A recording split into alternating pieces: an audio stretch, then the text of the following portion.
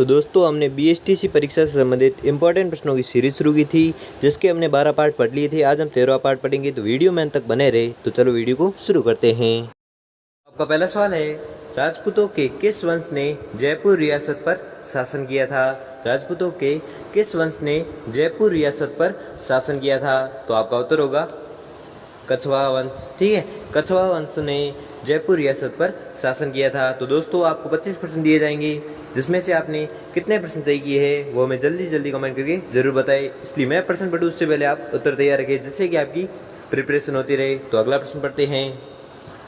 तो अगला सवाल है कि किसने जयपुर नगर की 1727 ईस्वी में स्थापना की थी? किसने जयपुर नगर की 1727 ईस्वी में स्थापना की थी? तो आपको याद रखना है स्वाई जय सिंह ने। ठीक है, स्वाई जय सिंह ने जयपुर नगर की स्थापना की थी। कब की थी? 1727 ईस्वी में। अगला देखते हैं। अगला सवाल है, बिहारी सतसई के रचयिता बिहारी किसके दरबारी कवि थे? बिहारी सतसई के रचयिता बिहारी किसके दरबारी कवि थे? तो आपको याद रखना है यह थे मिर्जा राजा जय सिंह। ठीक है, मिर्जा राजा जय सिंह के दरबारी कवि थे कौन? बिहारी। ठीक है, जिनकी रचना है कौन सी? बिहारी सतसई। अगला देखते हैं। तो अगला सवाल है, अजमेर में रेलवे वर्कशॉप की स्थापना कब हुई? अजमेर में रेलवे वर्कशॉप की स्थापना कब हुई? तो आपको याद रखना है यह हुई थी 1879 ईस्वी में। ठीक है, 1879 ईस्वी में अजमेर में रेलवे वर्कशॉप की स्थापना हुई। अगला देखते हैं। तो अगला सवाल है, राजस्थान राज्य किस पिन कोड जोन में आता है? राजस्थान राज्य किस पिन कोड जोन में आता है? तो आपको याद रखना है यह आता है जोन नंबर 3। ठीक है, जोन नंबर 3 में आता है कौन? राजस्थान। अगला देखते हैं।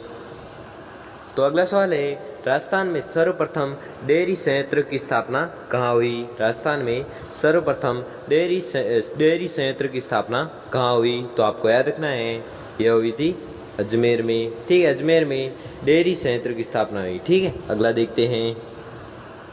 तो अगला सवाल है, किस जिले में वार्षिक वर्षा में विषमता का प्रतिशत सर्वाधिक है? वह है कौन सा जिला है?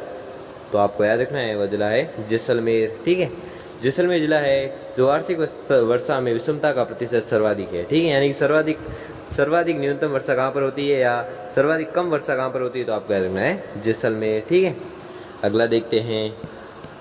अगला सवाल है कि पन्ना दाई ने अपने पुत्र का बलिदान कर किसकी जान बचाई थी? पन्ना दाई ने अपने पुत्र का बलिदान कर किसकी जान बचाई थी? तो आपको याद रखना है पन्ना दाई ने किसकी जान बचाई थी? उदय सिंह की। ठीक है, अगला देखते हैं। अगला सवाल है, परमाणु की आबू का संस्थापक था। परमाणु की आबू का संस्थापक कौन था? तो आपको याद रखना है यह था उत्पल राज। ठीक है, उत्पल राज संस्थापक था। ठीक है, आबू का। अगला देखते हैं। तो अगला सवाल है, महमूद गजनवी के आक्रमण के समय प्रतिहार शासक था। महमूद गजनवी के आक्रमण के समय प्रतिहार शासक था तो कौन शासक था? राज्यपाल। ठीक है, राज्यपाल था। ठीक है, किस वंश का शासक था? तो प्रतिहार का था। ठीक है, और किसके आक्रमण के समय? मोहम्मद गजनवी के आक्रमण के समय कौन था? राज्यपाल। ठीक है, अगला देखते हैं। तो अगला सवाल है कि प्रतिहार वंश का सर्वश्रेष्ठ शासक था। प्रतिहार वंश का सर्वश्रेष्ठ शासक था तो कौन था? मिहिर भोज। ठीक है, मिहिर भोज था जो प्रतिहार वंश का सर्वश्रेष्ठ शासक था। अगला देखते हैं। अगला सवाल है, प्रतिहारों के मंडोर शाखा का संस्थापक कौन था? प्रतिहारों के मंडोर शाखा का संस्थापक कौन था? तो आपको याद रखना है यह था हरिश्चंद्र। ठीक है, हरिश्चंद्र था जो प्रतिहारों के मंडोर शाखा का संस्थापक था। अगला देखते हैं। अगला सवाल है, रणथंभौर का महानतम चौहान शासक था। रणथंभौर का महानतम चौहान शासक था तो कौन था? हमीरदेव। ठीक है, हमीरदेव था जो रणथंभौर का महानतम चौहान शासक था। अगला देखते हैं।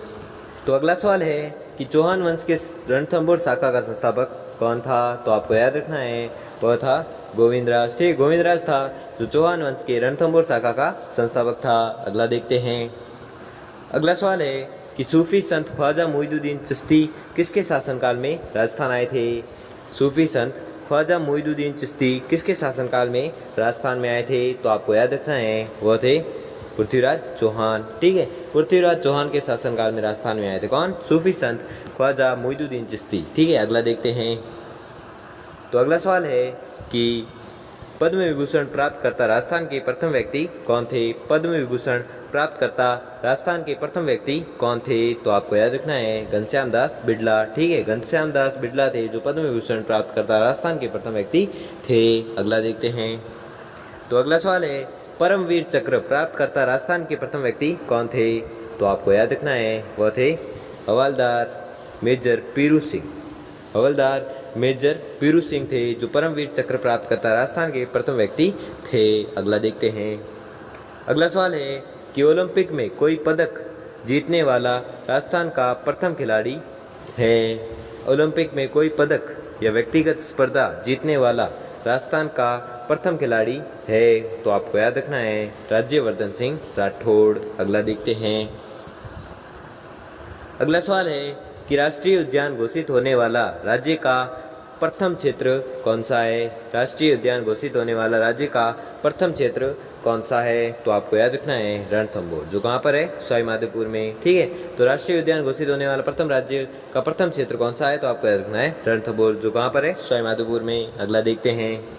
अगला सवाल है कि राजस्थान का प्रथम कृषि फॉर्म कहाँ पर स्थित है? राजस्थान का प्रथम कृषि फॉर्म कहाँ पर स्थित है? तो आपको याद रखना है यह स्थित है सूरतगढ़ में। ठीक है, सूरतगढ़ में स्थित है कौन सा फॉर्म?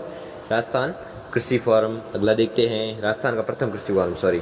अगला है कि राज्य में सुपर ताप विद्युत गृह की स्थापना सर्वप्रथम कहाँ की गई? राज्य में सुपर ताप विद्युत गृह की स्थापना सर्वप्रथम कहाँ पर की गई? तो आपको याद रखना है सूरतगढ़ में की गई। ठीक है, अगला देखते हैं। तो अगला सवाल है कि राजस्थान का प्रथम पूर्ण साक्षर आदिवासी जिला कौन सा है? राजस्थान का प्रथम पूर्ण साक्षर आदिवासी जिला कौन सा है? तो आपको याद रखना है वह है डूंगरपुर। ठीक है, डूंगरपुर ऐसा जिला है जो राजस्थान का प्रथम पूर्ण साक्षर आदिवासी जिला है। कौन सा? डूंगरपुर। अगला देखते हैं। तो अगला सवाल है कि राजस्थान का प्रथम पूर्ण साक्षर जिला कौन सा है? राजस्थान का प्रथम पूर्ण साक्षर जिला कौन सा है? तो आपको याद रखना है अजमेर। ठीक है, अजमेर ऐसा जिला है जो राजस्थान का प्रथम पूर्ण साक्षर जिला है। अगला देखते हैं। तो अगला सवाल है कि राजस्थान में प्रथम तेल शोधनशाला कहाँ पर निर्माण है? राजस्थान में प्रथम तेल शोधनशाला कहाँ पर स्थित है या कहाँ पर निर्माणाधीन है? तो आपको याद रखना है यह है बाड़मेर में। ठीक है, राजस्थान में प्रथम तेल शोधनशाला कहाँ पर स्थित है? तो आपको याद रखना है बाड़मेर में स्थित है। अगला देखते हैं। अगला सवाल है कि अंतर्राष्ट्रीय दर्जा प्राप्त राजस्थान का प्रथम हवाई अड्डा कौन सा है? अंतर्राष्ट्रीय दर्जा प्राप्त राजस्थान का प्रथम हवाई अड्डा कौन सा है? तो आपको याद रखना है वो हवाई अड्डा है सांगानेर हवाई अड्डा, जो जयपुर में स्थित है। ठीक है, सांगानेर हवाई अड्डा है जो अंतर्राष्ट्रीय दर्जा प्राप्त राजस्थान का प्रथम हवाई अड्डा है, जो कहाँ पर स्थित है? जयपुर में। तो दोस्तों, आपने 25 में से कितने प्रश्न सही किए हैं वो हमें जल्दी से जल्दी कमेंट करके जरूर बताएं। और अगर आपको वीडियो अच्छा लगा हो, आपके लिए वीडियो थोड़ा सा भी हेल्पफुल साबित हुआ, वीडियो को लाइक और चैनल को सब्सक्राइब करें। धन्यवाद।